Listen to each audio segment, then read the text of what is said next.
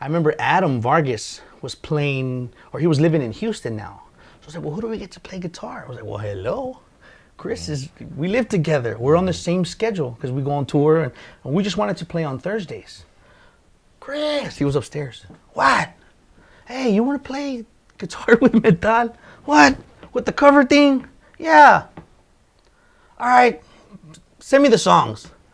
And he learned them, dude. And then by the time he knew it, we rehearsed and everything. And Chris is the type of guy that he'll give you a hard time about doing something, but once he says yes, then he's all in. Like he was in the studio making backing tracks and doing this, getting his guitars. I mean, he was like gonna make it authentic, dude. And we went and we had a blast. When we spoke, Chris said that he loves playing the covers and the songs that he grew up, listening to that got him into what he's doing. And he tries to be as precise as possible. Yeah, because he said that. He said like that stuff makes him work. You know what I'm saying? Because all the other stuff, it's challenging. Yeah, all the other stuff he's on autopilot. You know what I mean? Yeah. But to see him, like learning those Guns N' Roses songs big time, and stuff dude. like that. So then you were with Metal, and when did you join the Kumbia Kings, man? Let's see, I got with AB in late 2005, 2006. 2005. How long had the Kumbia Kings been around already? Had they been around since '97? Well, here's another thing nobody really knows is that when AB was getting back into the scene, right? He had called me. This was back in '97. He had called me and told me he was going to start a band. He was going to get back into music. He was going to start a band. He had the name already, Kumbia Kings and whatnot, and wanted to see if I'd be interested in playing. And I was like, what? Like, yeah, well, whatever. Like, just see what's up. So I ended up going to Corpus. I went with Carlos. I went with Carlos to Corpus. We went to Corpus and I gotta bring Carlos on hashtag PBT. Yeah, dude. And we went to Corpus and I went to his studio where he had Fat Cat. He had the Fat Cat studio like this. I walked into his crib and I was like, this is like MTV Cribs before there was MTV Cribs. Yeah. You know what I'm saying? And we went in and we had like a little. It was kind of like a little test rehearsal, chemistry type deal, and it was him, Cruz, myself. Cruz Martinez. Yeah, he was with La Sombra. Yeah, he was with La Sombra. And he was there with AB. And who else was there? Aldo was there. And I forgot who. It was another guy on guitar. And we played some songs. We were just kind of just like vibing, I guess, to see how it was or whatever.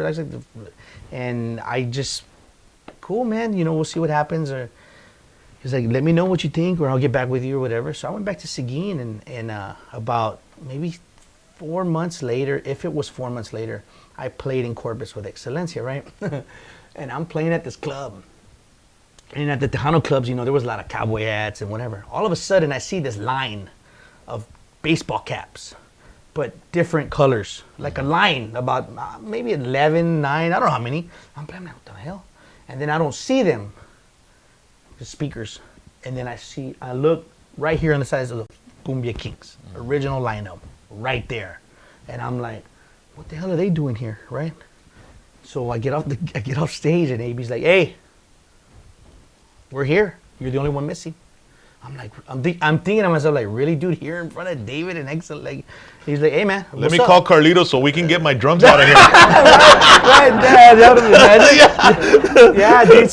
So he was there with the band, and I was like tripping out. Like I felt like I was put in a weird, awkward situation, right?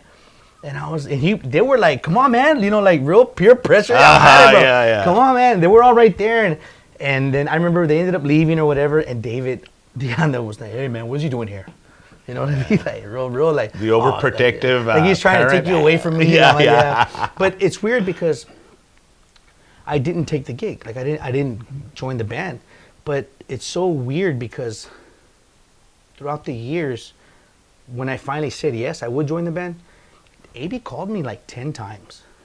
Like throughout from that first call till the moment I said yes. He called me about 10 times throughout the years. And I finally said, yeah, let's do it, man. And I went, and let me tell you, man, playing at that time, in that situation, changed my life. Because I had never in my entire career, in my entire life, been around or seen that many people at a gig to see your band perform. Like, this dude was, like, they were just an international phenomenon, dude. Like, you're talking stadiums, not salons, stadiums, South America, Central America, like, what the, like, this dude went from Rosedale Park to freaking La Arena Monterrey, you know what I'm saying? Like, it was a trip, man. Like, it was, I mean, that's another part of my career that I'm very, very grateful for, because, man, it changed my life. AB was cool in the sense that he gave me a lot of shine time on stage. Like, I would come out, I was the first one to come out on stage. We'd have like this intro and then a drum loop. Then I'd come out and get, everybody would clap their hands, and then I would get on the drums, play on the loop, and then the band would get on stage. So I saw the audience first every night, dude. You know what I mean? I walk in, 25,000, 50,000, Estadio Azteca, 100,000 in Mexico City, like, and we would do this, and then in the middle of the show, we would have this battle, me and one of the rappers. He would rap or beatbox, and I would, back and forth. Then towards the end of the show, he gave me a drum solo. He let me shine a lot, and it was.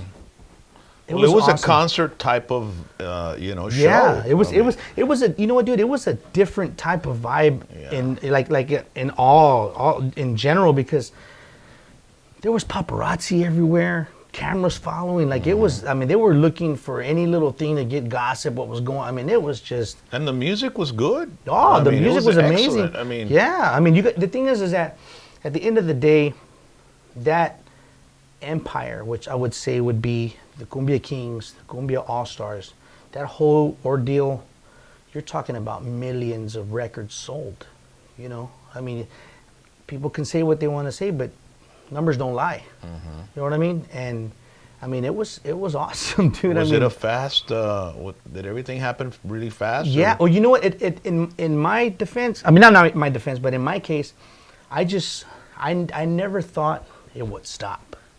Because of the way it was going, I never thought it would stop. I mean, we were everywhere, dude. On TV, on all the shows, everywhere. Were you making good paper, man, when you were playing with them? Yeah. I mean, that was probably the highest point in my life at the time financially. But me being me, I was very, like, I didn't grow up with I grew up lower class, and it's when I was playing with Excelencia, when I started kind of making a little bit more money, we didn't have AC in my house, so I actually made enough money to buy a window unit to put in my room. My parents let me put in my room, and I would leave my door open, and the air would go to the living room, and my parents and my little brother would sleep in the living room. And we didn't have cable. I was able to buy us a satellite dish and all that stuff. That's how I was making money at the time. But with AB, I started making all this money at the time, and I started spending it like a stupid fool, because I didn't think it would stop. Yeah, I did. I mean, there was no end in sight. That happens a lot in the music industry, right, man? Bro? I mean, the way we get the money is the way we spend it. Yeah, man. And me, I'd never seen money like that in my life, so I was just going and going and going. Yeah. I mean, I had a little bit put away, but as time went on and things started to slow down, started going there, and then by the time I knew it, I'm like. So the Kumbia Kings started slowing down, and are the gigs, or how did that happen? Yeah, there was a lot of drama within the band, with people leaving and people. And then AB and Cruz, right? They separated. They separated, and AB did his thing, Cruz did his thing, and everybody was just doing what they had to do, I guess. And I guess people. I mean, I don't really know. In my opinion, I'm gonna say that I think people got tired of all the drama, and then just kind of stopped. But I guess the demand kind of slowed down, and we stopped working like a lot. You know what I mean? We weren't working that much, and And there was some situation where AB was at an airport or something, and he said something. Yeah, well, they made a big deal. Oh, they made a big deal about it, but it was. Did that affect anything? Well, they were trying to. they were trying to make him look like a racist. Mm-hmm. Yeah, and it's like, but you can't be racist if you're Mexican. Yeah. And you're talking about Mexicans. I mean, I don't, you know what I mean? Like, he wasn't. They took it out of context. Well, it's happening all around you know right what I mean? now, bro. Yeah, exactly. You know exactly what's going on now because you already saw it happen. Well, one time, and we were in Acapulco, in Guerrero, Acapulco.